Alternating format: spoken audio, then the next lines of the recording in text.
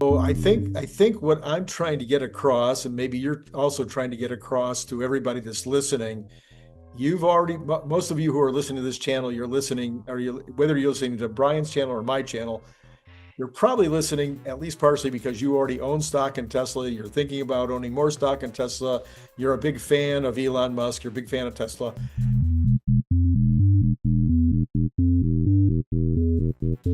I think what we're trying to say is Tesla just um, became a super company. Right. They're on. They're going to have capabilities. It'd be kind of like, let's say, in 1985, you were the only company that had Excel spreadsheets, Mhm. and none of your competition had Excel or Right. Word documents or email. Right. You were the only one. Yeah. You had these gigantic advantages in terms of productivity, Mhm. gigantic advantages in terms of being able to communicate, gigantic advantages in terms of your ability to analyze and project. And these, I would say, are even bigger than if you had had email, Word, and Excel, and nobody else did. I think we're talking even more so, even a greater advantage. Right. It's also like instead of being, some rudimentary manager of a financial portfolio, that you get the mathematical hedge fund capability. Like the mathematical hedge funds gotten like 30% per year returns because they were able to analyze the market in that more data advantage way. So you have data advantages, process advantages, and Elon drives these things into his companies faster. Right. So that he leverages, he puts it into his factories. He's taking the um, an analysis of things and putting the tools to his people. He said in the call that he was going to have the thing call the the best tools. So it'll be seamless. He has the best simulation tools in Tesla, in SpaceX, and he's going to have the AI call those tools because they will then improve it and do that. So it will become part of the team seamlessly. So then it will know instead of like I must prompt you with context, put in a book or two of my um, um, documents and tracking of the company to like it's locked in, it's wired in directly to everything, and then from there to suppliers because he has teams going to suppliers. So driving that in where it's the tip of a spear of a fully AI enabled company.